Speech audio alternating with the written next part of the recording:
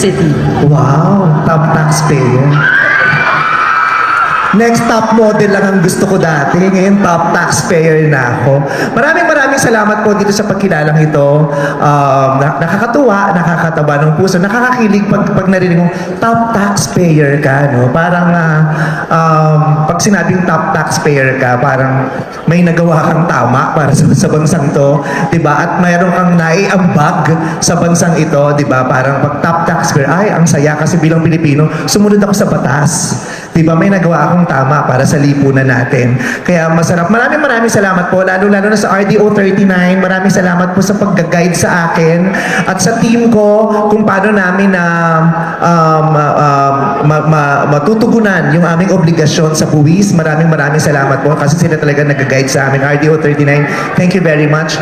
At kanina nakikinig ako ilang beses kung naririnig na sinasabi ng mga nagsasalita na magbayad tayo ng buwis. Tuparin natin ang ating obligasyon sa pagbabayad ng buwis. Tama naman po yun. Talagang dapat tayo magbayad ng buwis dahil napakalaking bagay ang mga buwis na ibinabayad ninyo.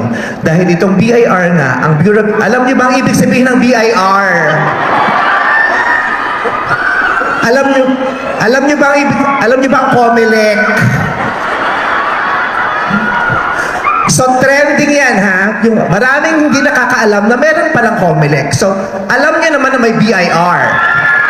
Ano ang ibig sabihin ng BIR? Tama. Oh my God. Tama. Buti na lang alam natin kung anong ibig sabihin ng BIR. At ang BIR po, yan ang bureau, yan ang sangay ng gobyerno, yan ang pamahalaan na yan. At ang mission nila ay makakolekta ng mga buwis. Silang nag-a-assess ng ating buwis at kumukolekta ng mga buwis. At ang mga buwis na nakokolekta po nila ay ginagamit nila upang maiangat ang kalidad ng buhay ng mga Pilipino.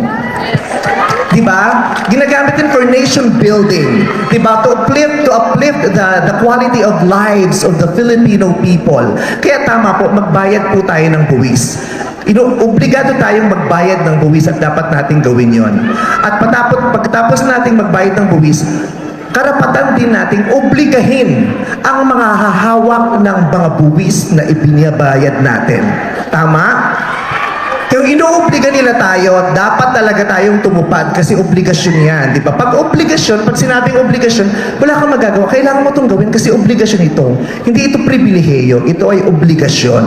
Kaya kung obligasyon nating magbayad, karapatan din nating obligahin ang mga tatanggap at gagamit ng perang ibinabayad natin dahil hindi madali kung paano natin kinita ang ipangbabayad natin ng buwis. At lahat po tayo ay nagbabayad ng buwis. Kung inaakala nyo, hindi naman ako nagbabayad ka ng buwis. Pag gumagamit ka ng shampoo, nagbabayad ka ng buwis. Pag kumakain ka, nagbabayad ka ng buwis. Diba? Sa bawat kilos natin, nagbabayad tayo ng buwis. Hindi nyo lang alam na nagbabayad kayo ng buwis. At dahil sa nagbabayad tayo ng buwis, meron tayong karapatan na tanungin din, nasan yung binayad nating buwis? Kasi misyon ng BIR, di ba po, gamitin ang mga perang yan for nation building and to uplift the lives of the Filipino people. Tama po ba? Yun ang misyon. Kaya nila tayo kinukunan ng buwis kasi yun ang kanilang misyon. Kaya pagkatapos nating magbayad ng buwis, tatanungin natin, nasa na po yung quality of life? Nasa na po yung projects? Di ba? Nasa na po yung tulay? Bakit po bumagsak ang tulay sa Isabela? Karapatan natin yon, tama po ba? Karapatan natin kumwestiyon at magsalita at bumoses dahil pera po natin ang ginamit doon. Kaya, lahat po tayo, obligasyon nating magbayad ng buwis dahil tayo rin naman ang makikinabang dyan. At obligasyon din ng BIR na maningil. Kaya sa ayaw at sa gusto natin, kailangan nating magbayad. Kasi gagamitin nila yon to uplift the lives of the Filipino people. At pagkatapos natin magbayad ng buwis, tayo naman ang magtatanong, nasa na po ang binayad nating buwis? Kaya maraming salamat. Salamat po dito sa pribilehiyong makapagsalita at dito po sa plaking ito, ikinagagano ko pong tumanggap ng ganitong pagkilala na one of the top taxpayers sa aming distrito. Maraming salamat po. God bless you. Mabuhay kayo, Madlang people!